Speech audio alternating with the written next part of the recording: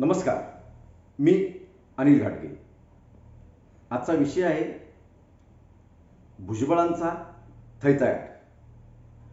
काल पत्रकार परिषद घेऊन छगन भुजबळ यांनी पत्रकार परिषदेमध्ये सरसकट मराठा समाजाला आरक्षण देण्यात येऊ नये अशा पद्धतीची भूमिका जाहीर केली. ही भूमिका जाहीर करण्यापूर्वी त्यांनी जयदत्त क्षीरसागर यांच्या घराला भेट दिली. बीडमध्ये जी काही जाळपोळ झाली त्या ठिकाणी भेट दिली आणि त्यांनी आपली भूमिका जाहीर करत असताना मराठा समाजाला ज्या पद्धतीनं महाराष्ट्र सरकारनं टिकणारं 50% आतलं आरक्षण देण्याची भूमिका जी घेतली आहे त्यालाच चॅलेंज दिलं आहे अशी परिस्थिती आहे.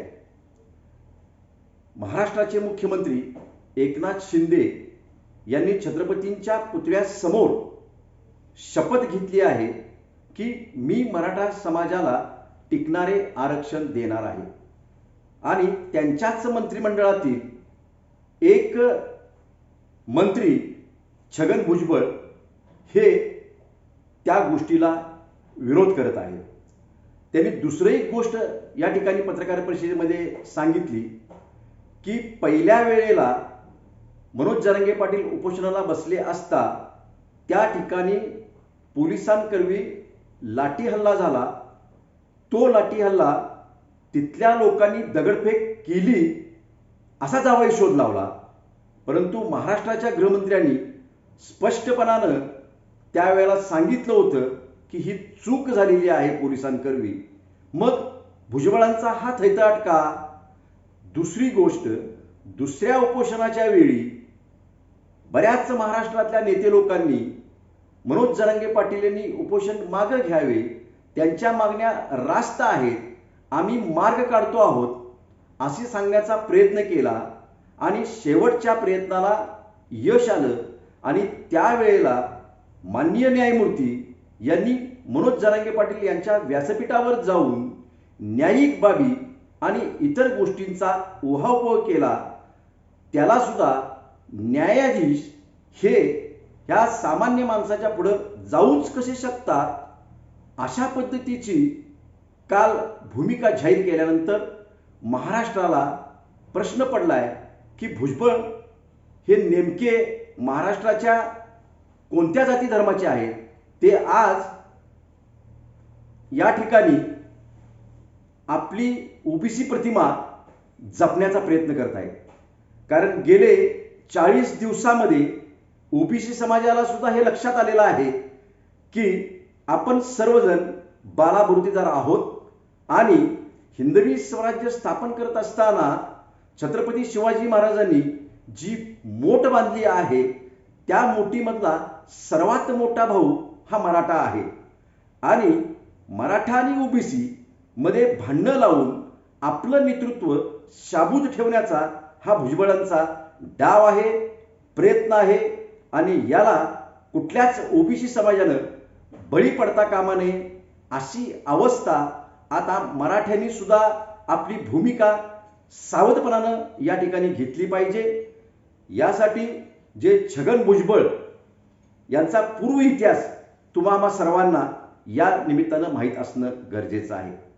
कायमपणानं पक्ष बदलणे, पहिला पक्ष त्यांनी बदलला, थोडंसं मागोवा घेत असताना मला सांगावं लागेल की मंडल आयोगाला सन्माननीय शिवसेनेचा विरोध होता आणि तो विरोध होता हे माहीत झाल्यामुळे भुजबळांनी, शरद पवारांनी, व्ही.पी. सिंगांनी देशामध्ये मंडल आयोग स्वीकारला आणि महाराष्ट्रामध्ये तत्कालीन काँग्रेस सरकार असताना शरद पवारांनी मंडल आयोग स्वीकारला.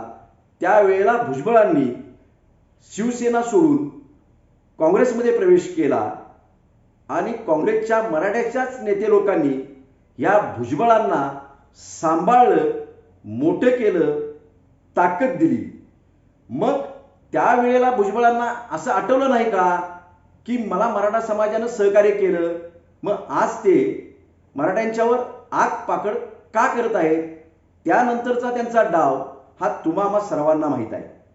इतका पैसा त्यांच्याकडे आला कुठून हा महत्त्वाचा आहे. आणि हा भ्रष्टाचारी माणूस जर का आमच्या मराठा समाजाच्या आरक्षणाच्या विरोधात येत असेल आणि आमची माती भडकवू पाहत असेल तर मराठा समाजाला एक माझं या निमित्तानं विसल ब्लोअरच्या माध्यमातून सांगणं आहे की आपलं आंदोलन हे महात्मा गांधींच्या विचारानं पुढे न्यायचं आहे.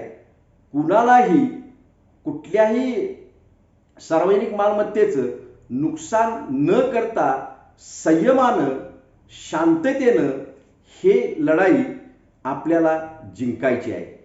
कारण महाराष्ट्र सरकारनं ओबीसी मधून आरक्षण देणं हे न्यायिक आहे हे आता लक्षात आलेलं आहे.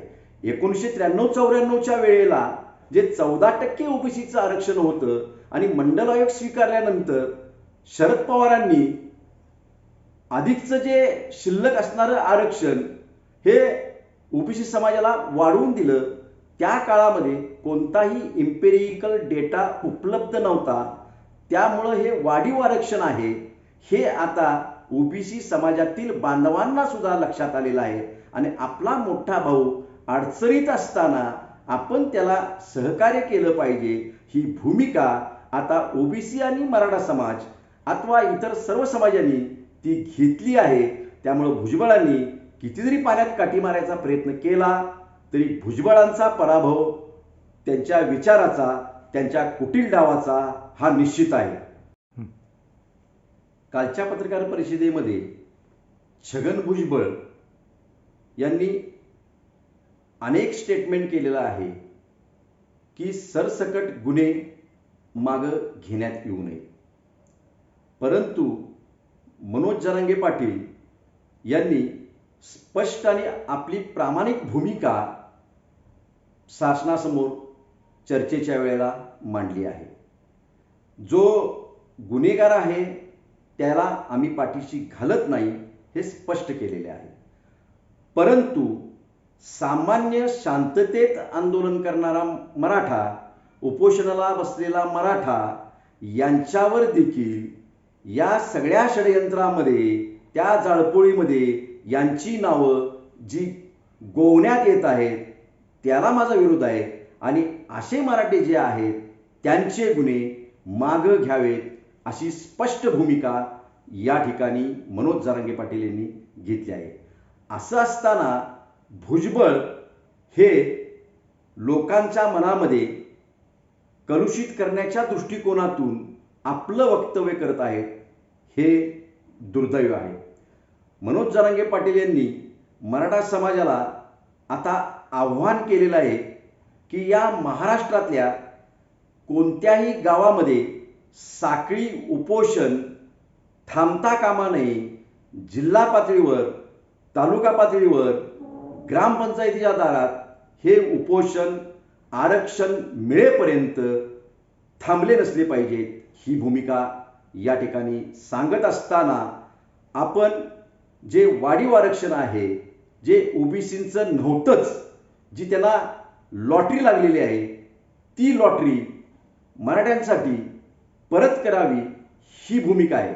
नुकतंच महाराष्ट्र सरकारनं जे रिव्ह्यू पिटिशन जे केंद्र सरकारच्या सुप्रीम कोर्टामध्ये दाखल केलेलं आहे त्या रिव्ह्यू पिटिशनच्या संदर्भामध्ये देखील काल बैठक घेऊन हीच भूमिका त्या ठिकाणी मांडण्याच्या दृष्टिकोनातून प्रयत्न सुरू केलेले आहेत. आणि हे मनोज जरांगे पाटील यांच्या उपोषणाचं फलित आहे.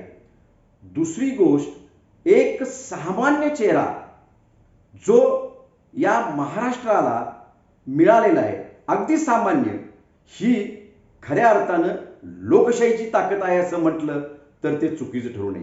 म्हणजे लोकशाहीनं इतकं मोठं योगदान या निमित्तानं मनोज जरांगे पाटीलच्या चेहऱ्याच्या निमित्तानं संपूर्ण मराठा समाजाला एक करत असताना महाराष्ट्रातील ओबीसी समाज असेल, मुस्लिम समाज असेल, हा देखील या ठिकाणी एकत्र केलेला आहे. कारण ज्या ज्या ठिकाणी आंदोलनं झाली त्या त्या ठिकाणी माळी, साळी, कुणबी या सगळ्यांनी येऊन पाठिंबा दिलेला आहे. मुस्लिम समाजानं सुद्धा जत्त्यानं येऊन ज्या ज्या ठिकाणी मुस्लिम समाज आहे त्यांनी सुद्धा पाठिंबा दिलेला आहे. त्यामुळं भुजबळांना अशी भीती वाटू लागलेली आहे की मनोज जरांगे पाटील हाच भविष्यातला सर्व ओबीसी समाजाचा, मराठा समाजाचा चेहरा आहे आणि ही भीती त्यांना आता स्वस्थ बसून देत नाही. या निमित्तानं त्यांनी महाराष्ट्र सरकारवर सुद्धा टीका करायला कमी पडलेले नाहीत. तर अशा व्यक्तीला या महाराष्ट्र सरकारनं पक्षातून म्हणण्यापेक्षा त्यांच्या मंत्रिपदातून मुक्त करावं ही तमाम सकल मराठा समाजाच्या बांधवांच्या वतीनं मी या ठिकाणी नम्र विनंती करतो. नमस्कार. जय हिंद, जय महाराष्ट्र.